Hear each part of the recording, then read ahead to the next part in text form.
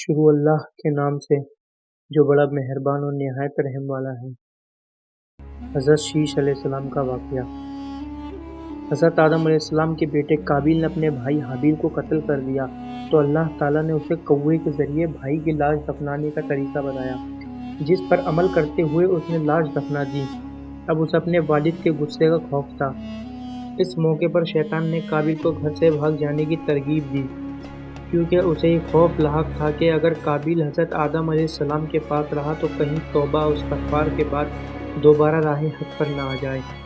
چنانچہ اس نے قابیل سے کہا، اب تجھے تیرے والد زندہ نہیں چھوڑیں گے، تجھے قتل کر ڈالیں گے، تو یہاں سے بھاگ جا۔ قابیل کو پہلے ہی اس بات کا خوف تھا، لہٰذا وہ یمن فرار ہو گیا۔ یہاں اس نے سکونت اختیار کی اور بعد ازاں اس نے شادیاں بھی کی، جن سے اولاد کثیر پیدا ہوئی۔ قابیل نے اپنے والد کے دین حق سے بغاوت کر کے پہلے آتش پرستی شروع کی، پھر شیطان نے اسے پتھر سے بت بنانے کا طریقہ سکھایا۔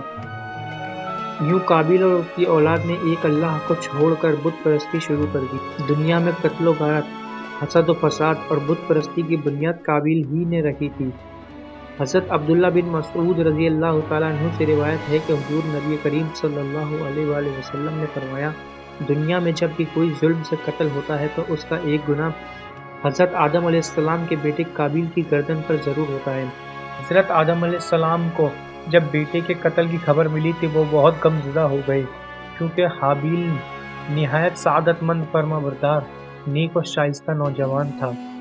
اس کے انہی اوصاف حمیدہ کی بنا پر حضرت آدم علیہ السلام کو امید تھی کہ وہ اللہ کے دین کو آگے بڑھانے میں ان کا معاون و مددگار ثابت ہوگا۔ بعض روایت کے مطابق حابیل کی شہادت کا بنیادی سبب یہی تھا کہ قابیل کو ابھی اندازہ ہو چکا تھا کہ والد کے بعد نبوت کا تاج نیک سیرت حابیل ہی کے سر سجے گا، اور اسی حسد نے اسے بھائی کے قتل پر ابھارا، اس لیے کہ یہ وہ شخص ہے جس نے ظالمانہ قتل کی ابتدا کی اور یہ ناپاک طریقہ جاری کیا۔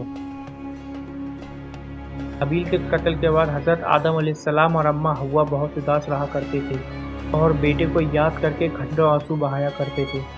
حضرت آدم علیہ السلام اللہ تعالیٰ سے دعا فرمایا کرتے تھے کہ اے اللہ، مجھے ایسی اولاد عطا فرما جو تیرے دین کو دنیا میں پھیلانے میں میری معاون و مددگار اور میرے بعد بھی تیرے پیغام کو دنیا میں عام کرے، میری صحیح جانشین ہو اور دنیا میں تیری وحدانیت کے علم بردار ہو۔ اللہ تعالیٰ نے اپنے پیارے نبی کی دعاؤں کو شرف قبولیت بخشا اور ایک نیک صالح بیٹی کی بشارت کی اطلاع فرمائی۔ چنانچہ کچھ ہی عرصے بعد حضرت شیش علیہ السلام پیدا ہوئے۔ حضرت آدم علیہ السلام اور اماں حوا ان کی پیدائش پر بے حد خوش تھے۔ یہ حضرت آدم علیہ السلام کے تیسرے بیٹے تھے اور اس وقت ان کی عمر 130 سال تھی۔ اماں حوا علیہ السلام نے صاحبزادے کا نام شیش رکھا تھا، جس کے عربی میں معنی عطیہ خداوندی کے ہیں، یعنی اللہ تعالیٰ کی جانب سے عطا کیا گیا خوب سیرت تحفہ۔ حضرت شیش علیہ السلام حسن و جمال، شکل و صورت اور عادت و اعتبار میں اپنے والد سے بہت زیادہ مشابہ تھے۔ حضرت آدم علیہ السلام اور حضرت حوا کو آپ سے بہت محبت تھی۔ حضرت آدم علیہ السلام حضرت شیش علیہ السلام کو ہر وقت اپنے ساتھ رکھتے اور آپ کو اس بات کا علم ہو چکا تھا کہ ان کی اولاد میں سے یہ بچہ ان کا جانشین ہوگا۔ چنانچہ انہوں نے شروع سے ہی ان کی تربیت پر خصوصی توجہ دی۔ آپ حضرت شیش علیہ السلام کو جنت کا احوال سناتے، اچھے برے کی پہچان کرواتے۔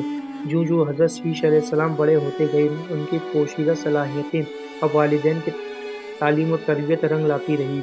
حضرت آدم علیہ السلام نے ان کو درس و تدریس اور وعظ و تبلیغ کے خوبصورت اور منفرد طریقے سکھائے، انہیں دن اور رات کی گھڑیوں کی پہچان کروائی، ان اوقات میں ہونے والی عبادتوں کی تعلیم دی۔ اس کے علاوہ طوفان نوح کے بارے میں بھی آگاہ کیا، جو کچھ عرصے بعد آنا تھا۔ حضرت آدم علیہ السلام اور حضرت حوا کو حضرت شیش سے بڑی امید تھی، جس کی بڑی وجہ یہ تھی کہ ان کا ایک بیٹا قتل ہو گیا، دوسرا شیطان کا پیروکار بن کر کفر کے راستے پر چل نکلا۔ اب اللہ کے دین کو آگے پھیلانے اور شیطان کے شر کا مقابلہ کرنے کے لیے حضرت آدم علیہ السلام کے بعد حضرت شیش علیہ السلام ہی تھے۔ حضرت آدم علیہ السلام کی وفات کا وقت قریب آیا تو انہوں نے حضرت شیش علیہ السلام کو اپنا خلیفہ اور جانشین نامزد کیا۔ 960 برس کی عمر میں حضرت آدم علیہ السلام نے وفات پائی۔ حضرت شیش علیہ السلام نے حضرت جبرائیل امین کے بتائے ہوئے طریقے کے مطابق والد حضرت آدم کی تفرین کی۔ اللہ رب العزت نے حضرت شیش علیہ السلام کو نبوت کے عظیم منصب پر فائز فرمایا اور اولاد کثیر سے نوازا۔ پھر یہ کہ ان کی اولاد نہایت فرما بردار اور نیک بھی تھی، جو اپنے والد کے ساتھ تبلیغ دین کے کاموں میں مصروف رہتی۔ روایت میں ہے کہ اللہ تعالیٰ نے اپنے پیغمبروں پر 100 صحیفے نازل کیے اور 4 کتابیں۔ قرآن کریم میں جن 25 انبیاء کرام علیہ السلام کے اسماء گرامی مذکور ہیں، ان میں حضرت شیش علیہ السلام کا نام شامل نہیں، تاہم احادیث مبارکہ میں ان کے نبی ہونے کا صراحت کے ساتھ ذکر ہے۔ حضرت شیش علیہ السلام نے اپنی پوری زندگی والد کی دی ہوئی تربیت کے تحت اللہ کے دین کی سربلندی میں صرف کی۔ آخری عمر میں زیادہ ضعیف ہونے کی وجہ سے گوشۂ نشین ہو گئے تھے، لیکن اولاد آپ کے کام کو آگے بڑھاتی رہی۔ حضرت شیش علیہ السلام اپنے بھائی قابیل کی اولاد کے کفر و شرک میں مبتلا ہونے اور شیطان کا اہل کار بنے رہنے کی وجہ سے بڑے فکر مند رہتے اور انہیں راہ راست پر لانے کی کوششوں میں لگے رہتے، جنہوں نے اپنے باپ قابیل کی شکل کے بت بنا کر اس کی پوجا شروع کر دی تھی۔ روایت میں ہے کہ دنیا میں موجود تمام انسان یعنی بنی آدم حضرت شیش ہی کی اولاد ہیں، کیونکہ حابیل تو محض 20 برس کی عمر میں اپنے بھائی قابیل کے ہاتھوں شہید کر دیے گئے تھے اور انہوں نے کوئی وارث بھی نہیں چھوڑا تھا، جبکہ دوسرے بیٹے قابیل کی اولاد شیطان کی پیروکار اللہ کی نافرمان و کفر پر گامزن تھی، جسے طوفان نوح میں غرق کر دیا گیا تھا۔ مسلمانوں کی طرح یہودی اور عیسائی بھی حضرت شیش علیہ السلام کو حضرت آدم اور حوا کا تیسرا بیٹا نبی اور ان کا جانشین تسلیم کرتے ہیں، جبکہ وہ بھی اس بات کے قائل ہیں کہ موجودہ تمام انسان حضرت شیش علیہ السلام کی اولاد ہی ہیں۔ حضرت شیش علیہ السلام لوگوں کو نصیحت فرمایا کرتے تھے کہ سچا مومن وہ ہے جو اللہ تعالیٰ کو پہچانتا ہو، نیک اور بد کو جانتا ہو، بادشاہ وقت کا حکم بجا لاتا ہو، والدین کے حقوق ادا کرتا اور ان کی خدمت کرتا ہو، صلح رحمی کرتا ہو، غصے پر قابو رکھتا ہو، محتاجوں مسکینوں کے ساتھ حسن سلوک سے پیش آتا ہو، گناہوں سے پرہیز کرتا ہو اور مصیبت کے وقت صبر کرتا ہو اور اللہ تعالیٰ کی نعمتوں پر اس کا شکر ادا کرتا ہو۔ قصص الانبیاء میں علامہ ابن کثیر تحریر فرماتے ہیں کہ حضرت شیش علیہ السلام کی وفات کا وقت قریب آیا تو انہوں نے بھی اپنے فرزند انوش کو معاملات سپرد کیے۔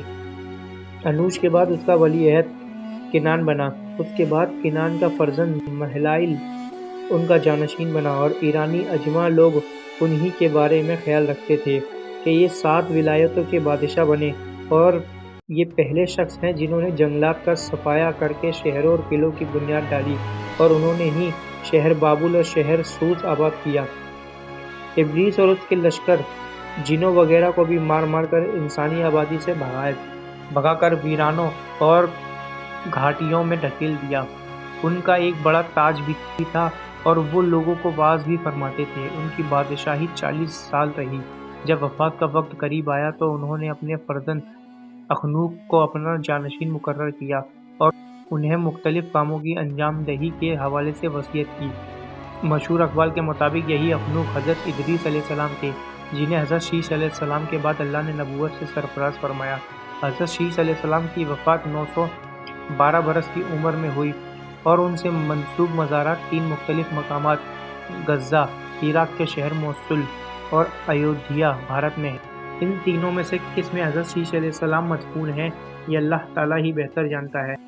موصل میں قائم مزار کو حالیہ عراق جنگ کے دوران شدید نقصان پہنچایا۔ بعض روایات کے مطابق حضرت شیش علیہ السلام کا مکہ مکرمہ میں انتقال ہوا اور وہ وہیں سپرد خاک کیے گئے، جبکہ ایک خیال یہ بھی ہے کہ حضرت شیش علیہ السلام کا مزار لبنان کے ایک گاؤں شیش نبی میں موجود ہے، جہاں ان کے نام سے ایک مسجد بھی قائم ہے۔ 13ویں صدی عیسوی اور بعد میں آنے والے عرب جغرافیہ دانوں کی روایت کے مطابق حضرت شیش علیہ السلام کا مزار فلسطین کے شہر رملہ کے شمال کے مشرق میں واقع ایک گاؤں بشیش میں تھا۔ 1948 میں اسرائیل کے معرض وجود میں آنے کے بعد یہ گاؤں غیر آباد ہو گیا تھا، لیکن آج بھی یہاں 3 کونوں والا مینار حضرت شیش علیہ السلام کے مزار پر قائم ہے۔